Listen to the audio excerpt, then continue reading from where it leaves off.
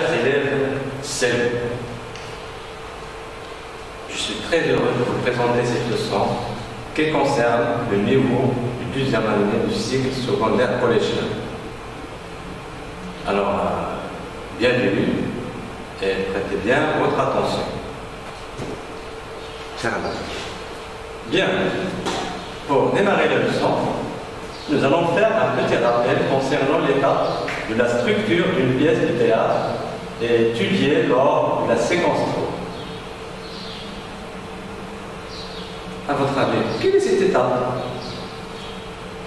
Moment de réflexion. Bravo, c'est le nœud. Mais, quelle est la caractéristique la plus importante de cette étape? Bien sûr, la situation est bloquée, un événement inattendu survient. À votre avis, après cet événement, les personnages vont-ils rester sans rien faire ou bien elles vont chercher une solution au problème?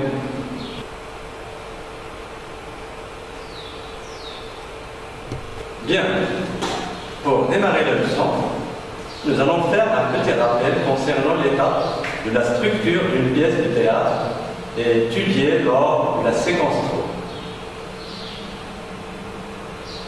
À votre avis, quelle est cette étape? Moment de réflexion. Bravo, c'est le nœud. Mais, quelle est la caractéristique la plus importante de cette étape? Bien sûr, la situation est bloquée, un événement inattendu survient.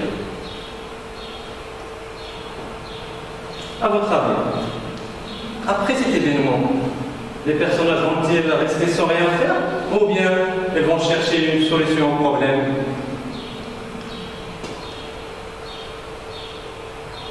Évidemment, ils vont chercher une solution au problème. Bien. Donc, comme vous le remarquez, on a fait un petit rappel qui concerne la deuxième étape de la structure d'une pièce de théâtre.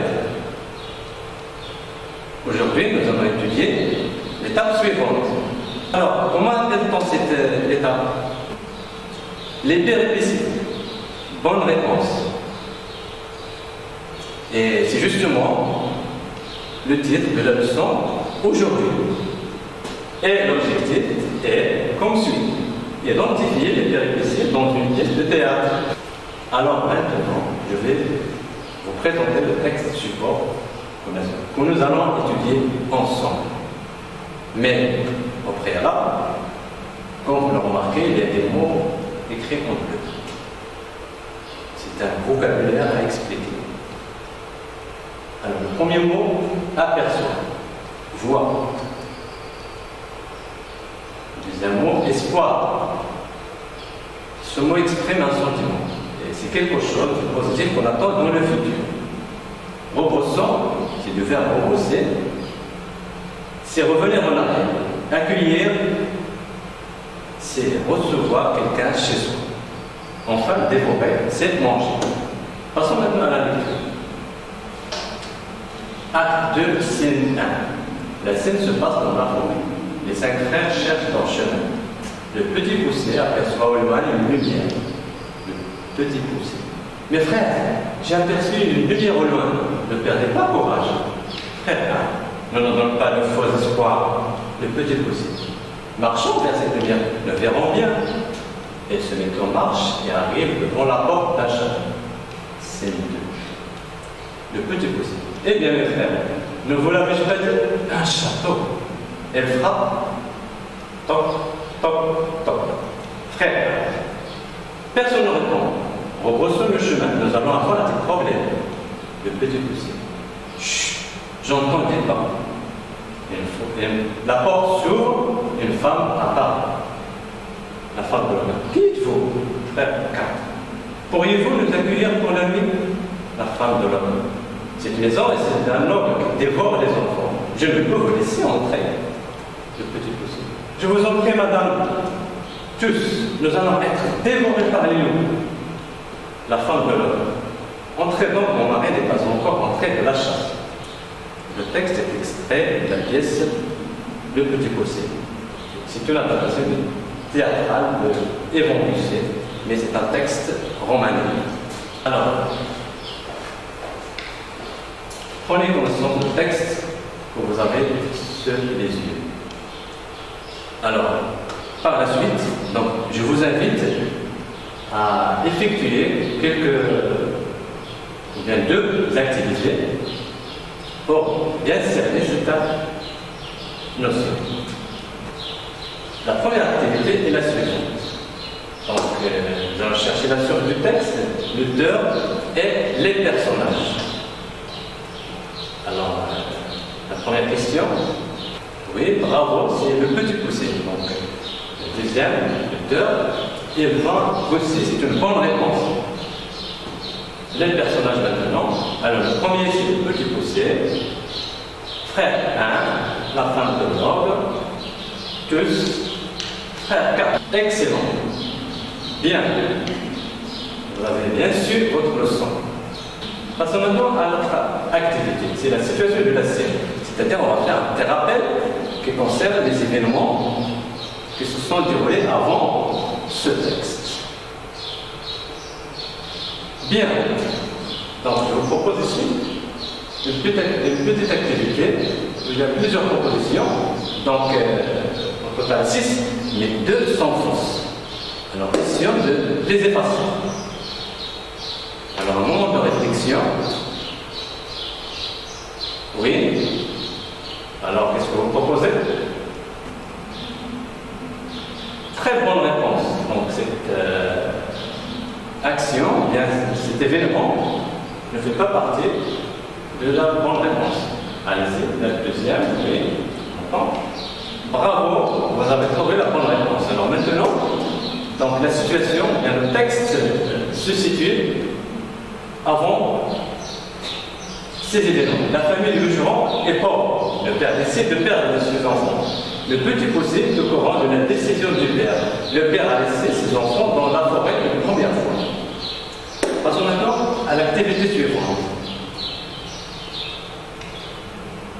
Donc, comme vous avez sur vos yeux, il y a 2 petites questions. Alors, la première, c'est d'énumérer. Vous allez essayer d'énumérer les actions du personnage en choisissant la bonne réponse.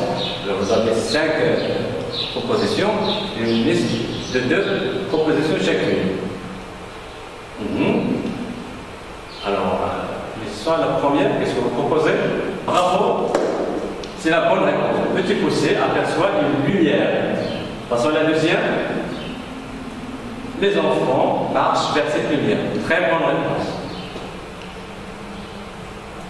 Excellent. Les enfants arrivent à un château.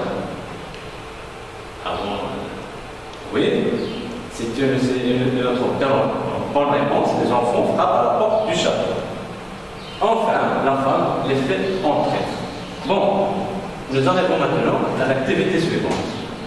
Donc, vous avez 2 petites questions. La première, il s'agit d'énumérer les actions des personnages en choisissant la bonne réponse. Et en faisant référence au texte que vous avez vu au préalable. Alors, donc, vous avez 5 questions. Alors, réfléchissez un petit peu. Essayez de trouver les actions qui apparaissent dans le texte. La première.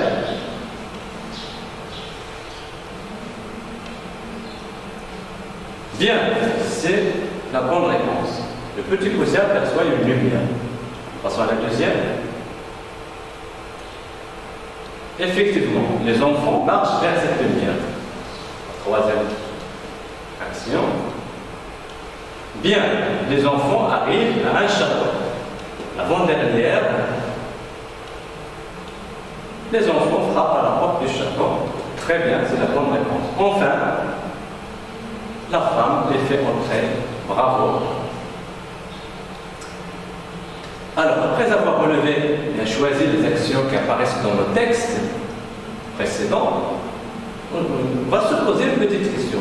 Pourquoi les personnages ont entamé toutes ces actions? Alors, je vous donne ici 2 propositions. Pour jouer, c'est une occasion. Pour réaliser un but, retourner à la maison. Alors, à votre avis, quelle est la bonne réponse? Oui, très bien. Pour réaliser un but, retournez à la maison. Alors, avant de terminer cette explication, je vous propose ici une activité sous forme de synthèse, c'est-à-dire un petit récapitulatif qui concerne ce que vous avez déjà vu auparavant dans les activités précédentes. Donc,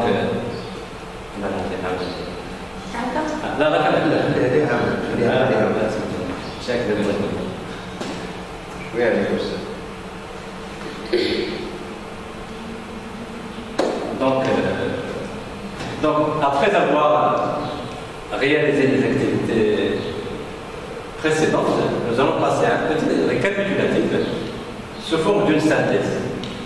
Alors, je vous présente cette activité et je vous invite à répondre. Donc, les blancs représentent divine. C'est un texte lacunaire. Bien. Alors, la péripétie est une action ou un événement. Très bien. Effectué par un personnage pour arriver à un but. Très bien. La péripétie est, si on cherche l'ordre de la pièce, à votre avis quoi? La troisième étape. Maintenant, on cherche sa place et se place au milieu de la pièce. Mais reste une caractéristique la plus importante, c'est on répond aux questions. Que fait-on? Dans quel but? Alors, je vous demande maintenant de donner deux exemples d'après ce que vous avez étudié auparavant. Alors, que fait-on?